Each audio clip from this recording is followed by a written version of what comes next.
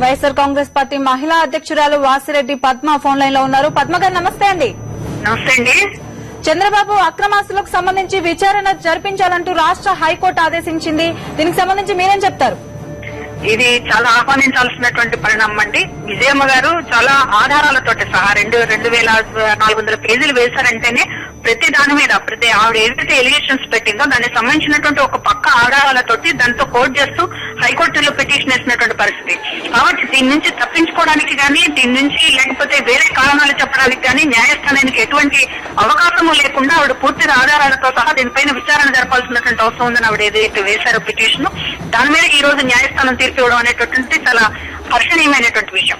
అయితే హైకోర్టు ఆదేశాల ప్రకారం ఇవాళ సిబిఐ పూర్తి స్థాయిలో దర్యాప్తు జరపాల్సినటువంటి అవసరం ఉంది. మొన్న జగన్ గారికి ఏదైతే ఒక జీవో కాపీని చూపిస్తూ ఇవాళ ఓబులాపురం మైనింగ్ కేసులో చంద్రబాబు గారిని కూడా విచారణ చేయాల్సినటువంటి అవసరం ఉందని నొక్కి చెప్పారు.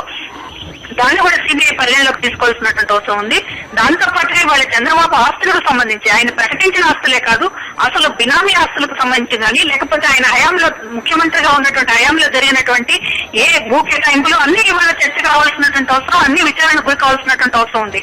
ఈ రోజున చంద్రబాబు గారి గురించి ఏదో ఆయన నీతి మంత్రులాగా మాట్లాడుతూ ఈ రోజున అవినీతి గురించి మాట్లాడుతూ తెలుగుదేశం పార్టీ నాయకులందరూ జగన్ గారి మీద కక్ష కట్టి హైకోర్టులో పిటిషన్ వేయడం దగ్గర నుంచి ఈ రోజు అవినీతి దారులని జగన్ గారి ఇంటికి ప్రయాణిస్తున్నాయని చెప్పి మాట్లాడేటటువంటి నాయకులు రేవంత్ రెడ్డి గారు కానీ ఎర్రన్నాయుడు గానీ వారు సమాధానం చెప్పాల్సినటువంటి అవసరం ఉంది. చంద్రబాబు ఆస్తుల మీద విచారణ జరపాలి అనేటటువంటి హైకోర్టు ఆదేశించిందంటేనే ఖచ్చితంగా ప్రాథమికంగా కొన్ని ఆధారాలు ఉన్నప్పటికే దాని మీద సిబిఐకి సంబంధించినటువంటి విచారణ పూర్తి ప్రారంభ విచారణ ఇవ్వాలనేటటువంటి ఆదేశించడం జరిగింది. కాబట్టి ఇవాళ మీకు నీతి నిజాయితీ కనుక ఉంటే ఇవాళ ఎదుటి వాళ్ళు చేస్తుంది అవినీతి, మేము చేసిందంతా కూడా శుద్ధమైనటువంటి పరిపాలన ఏదైతే చెప్తున్నారో దాన్ని ఒక్క భాషలు చెప్పకుండా ఈ విచారణకు సంబంధించినటువంటి సిబిఐ కూడా పూర్తిగా పారదర్శకంగా వ్యవహరించాల్సినటువంటి అవసరం ఉంది హైకోర్టు ఆదేశాలకి. అదేవిధంగా చంద్రబాబు నాయుడుకి సంబంధించినటువంటి కుటుంబ ఆస్తులు కావచ్చు, లేకపోతే ఇంకా అక్రమాలకు సంబంధించినటువంటి ఆస్తులు కావచ్చు, బినామీ ఆస్తులు కావచ్చు, ఇవన్నీ బయటకు చర్చ జరిగినప్పుడు మరో మీడియాను అర్థం పెట్టుకున్నాం, తనకు అనుకూలంగా ఉన్నటువంటి మీడియాను అర్థం పెట్టుకుని నానా రకాలుగా తప్పించుకునేటటువంటి యాగి చేసేటటువంటి పరిస్థితి కాకుండా ఇవాళ దాన్ని ఫేస్ చేసేటటువంటి పరిస్థితి చంద్రబాబు ఉందా లేదా అనేటటువంటి ఇవాళ రాష్ట్రం ఎదురు చూస్తుంది. ఎందుకంటే ఇప్పటిదాకా ఏ విచారణ అయినా సరే చంద్రబాబు నాయుడు గారు తప్పించుకోవడానికి చూశారు, పైకోర్టుకు వెళ్లి స్టే తెచ్చుకోవడానికి చూశారు, లేకపోతే ఇంకా అప్పీల్ చేయాలి, కానీ ఏ విచారణని కూడా ఇంతవరకు ఆయన ధైర్యంగా ఎదుర్కొనేది లేదు. కాబట్టి ఇవాళ సిబిఐ ప్రాథమిక విచారణలో అన్ని విషయాలు బయటకు వస్తాయి. ఈ రాష్ట్రంలో చంద్రబాబు నాయుడు అసలు అవినీతికి ఒక బీజం వేసినటువంటి మనిషి, పరిపాలనలో ఈ రోజున అవినీతి పుంతలు తొక్కడానికి కారణమైనటువంటి చంద్రబాబు నాయుడు గారి ఆస్తుల మీద, ఆయన పరిపాలనలో జరిగినటువంటి అవకతవకల మీద అన్నిటి మీద చర్చ జరిగేటటువంటి దాని మీద ఆలోచించేటటువంటి పరిస్థితి ప్రజలకు ఇచ్చినందుకు హైకోర్టు తీర్పుని మేము చాలా ఆహ్వానిస్తున్నాము. పద్మ గారు, చంద్రబాబు అక్రమాస్తులకు సంబంధించి కానీ బెంగళూరులో ఉన్న ఆయన ఆస్తులు కానీ వరల్డ్ బ్యాంక్ లో ఆయనకున్న బ్యాంక్ బ్యాలెన్స్ కి సంబంధించి కానీ చాలా మంది ఆరోపణలు చేసినా కూడా బాబు ఈ మధ్య తన పేరు మీద ఉన్న ఆస్తులు కానీ లోకేష్ పేరు మీద ఉన్న ఆస్తులు కానీ కేవలం 30 కోట్లే మా ఆస్తుల విలువ అని చెప్పి ప్రకటించారు. సో ఇప్పుడు హైకోర్టు ఇట్లా విచారణకు ఆదేశించడం చూస్తే ఎల్లో మీడియాకి ఇది ఒక చెంపపట్టులాగా మనం అనుకోవచ్చా? ఖచ్చితంగా అండి. ఈ రోజున ఆయన వెనకేసుకొస్తున్నటువంటి మీడియా అందరికీ కూడా ఇవాళ ఇది చంపపెట్టు లాంటిదే. ఇవాళ జరుగుతున్నటువంటిది ఆయన చంద్రబాబు నాయుడు గారికి సంబంధించినటువంటి విజయమ్మ గారు వేసినటువంటి పిటిషనే ఒక గొప్ప ఆధారం. మొత్తం 2000 పేజీలు, ప్రతి దాని వెనుక ప్రతి ఆరోపణ వెనుక ఒక ఆధారం ఉంది. ఆధారాలతో సహా ఆమె పిటిషన్ వేయడం జరిగింది హైకోర్టులో. కాబట్టి ఇవాళ దాన్ని ఏదో ఒక మసుగుసు మారకాయ చేయటమో లేకపోతే దాన్ని కప్పిపుచ్చుకునేటటువంటి ప్రయత్నం చేస్తేనే కుదరదు.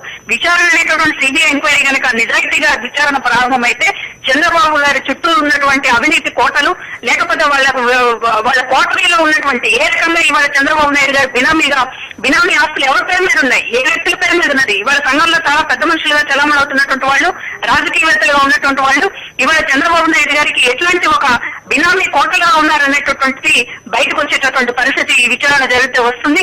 అనేక విషయాలు బయటకు వచ్చేటటువంటి వాతావరణం ఉంది. ఈ రోజున ఒక బెంగళూరులోనే కాదు ఆయన ఆస్తులు, ఈ రోజు tehelkar.com చెప్పినట్లుగా ఒక రిచెస్ట్ పొలిటీషియన్ ఇండియాలో చంద్రబాబు నాయుడు అని చెప్పిందంటే ఇతర దేశాల్లో ఎన్ని ఆస్తులు ఉన్నాయి చంద్రబాబు నాయుడు గారికి. అదేవిధంగా సింగపూర్, మలేషియాలో హోటల్స్ ఉన్నాయనేటటువంటి బహిరంగ రహస్యం అది. ఏ తెలుగుదేశం పార్టీ నాయకుడినైనా చెప్పేటటువంటి విషయం అది. కాబట్టి వీటన్నిటికి సంబంధించి ఈ రోజున ఒక పుట్టను అవినీతి పుట్టని ఈ రోజున తవ్వినటువంటి పరిస్థితి ఉంటుంది. చంద్రబాబు విషయాలన్నీ కూడా ఒక్కొక్కటిగా బయటపడేటటువంటి పరిస్థితి తీర్పు ద్వారా వస్తుంది. ఓకే పద్మ గారు. అపర అన్నా హజారేల ఆంధ్రదేశం అంతా తిరుగుతున్న టీడీపీ చీఫ్ ఆస్తులపై విచారణ జరపాలంటూ పులివెందుల ఎమ్మెల్యే విజయమ్మ ప్రజా ప్రయోజన వాద్యం దాఖలు చేశారు. తన పిటిషన్ ఆధారంగా చంద్రబాబు ఆస్తులపై విచారణ జరపాలని ఆమె హైకోర్టును కోరారు. చంద్రబాబు అధికార దుర్వినియోగం, అక్రమాలపై పలు సాక్ష్యాధారాలను విజయమ్మ కోర్టుకు సమర్పించారు. సీఎం కాకముందు, సీఎం అయ్యాక చంద్రబాబు ఆస్తులు అడ్డు అదుపు లేకుండా పెరిగాయంటూ ఆమె పలు ఆధారాలను న్యాయస్థానం ముందుంచారు. చంద్రబాబు 18 అంశాల్లో అధికార దుర్వినియోగానికి, అక్రమాలకు పాల్పడ్డారని ఆమె కోర్టుకు తెలిపారు. సింగపూర్ లో కొనుగోలు చేశారని భావిస్తున్న హోటల్ తాలూకు వివరాలు, విదేశాల నుంచి తరలించిన నిధుల వివరాలు కూడా అఫిడవిట్ లో పొందుపర్చారు. చంద్రబాబు బినామీలుగా వ్యవహరించిన వారి వివరాలు, సుజనా చౌదరి, సీఎం రమేష్ లతో ఉన్న వ్యాపార సంబంధాలు, ఇతరుల పేరుతో కొనుగోలు చేసిన అక్రమాస్తుల వివరాలను కూడా ఈ పిటిషన్ లో తెలిపారు. చంద్రబాబు, రామోజీరావులు కుమ్మక్కయ్యారని పిటిషన్ లో ఆరోపించారు. మార్గదర్శిలో వేల కోట్ల రూపాయల పెట్టుబడులు ఎక్కడి నుంచి వచ్చాయో తేల్చాలని ఆమె కోర్టును కోరారు. ఇప్పటికీ మార్గదర్శి ఎస్కో ఖాతాల్లో క్లెయిమ్ 2,275 కోట్ల రూపాయల క్లెయిమ్ కాకుండా ఉండడమే అవినీతికి నిదర్శనంగా ఆమె పేర్కొన్నారు. ఇది చంద్రబాబు అక్రమ డబ్బేనని ఎందుకు భావించకూడదని విజయమ్మ పిటిషన్ లో ప్రశ్నించారు.